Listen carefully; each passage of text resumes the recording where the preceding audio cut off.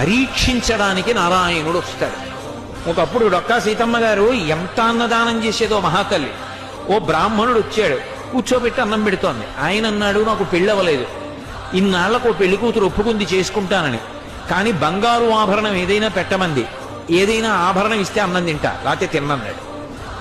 అప్పటికే అన్నదానానికి ఆవిడ ఒంటి మీద నగలన్నీ వెళ్ళిపోయి ఒక్క కంటి ఉంది.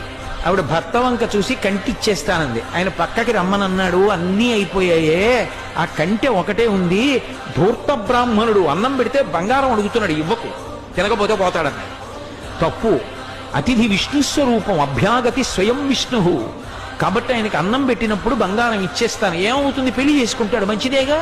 కంటె ఒంటి మీద ఉంటే ఏమవుతుంది, శాశ్వతమా? పుణ్యం శాశ్వతం, ఇస్తానంది, నీ ఇష్టం ఈ అన్నాడు.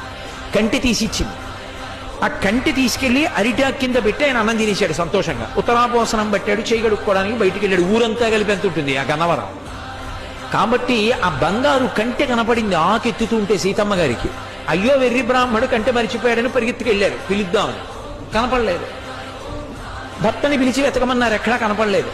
అయ్య బ్రాహ్మణుడు ఇంత కంటె అడిగాడు, వెళ్ళిపోయాడని పడుకుని నిద్రపోయారు. ఆవిడికి కలలో శ్రీ మహావిష్ణువు కనపడ్డారు.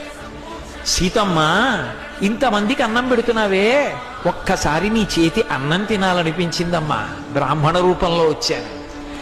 అభ్యాగతిని గదు పరీక్షించాలని కంటె అడిగాను, ఇచ్చేశావమ్మా.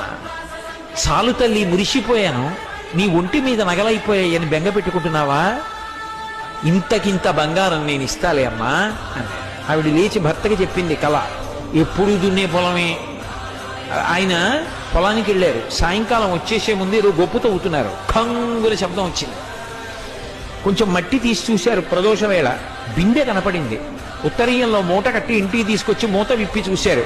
బిందె నిండా బంగారు కాసులు. అంత ఐశ్వర్యం ఇచ్చేశారు శ్రీ మహావిష్ణువు.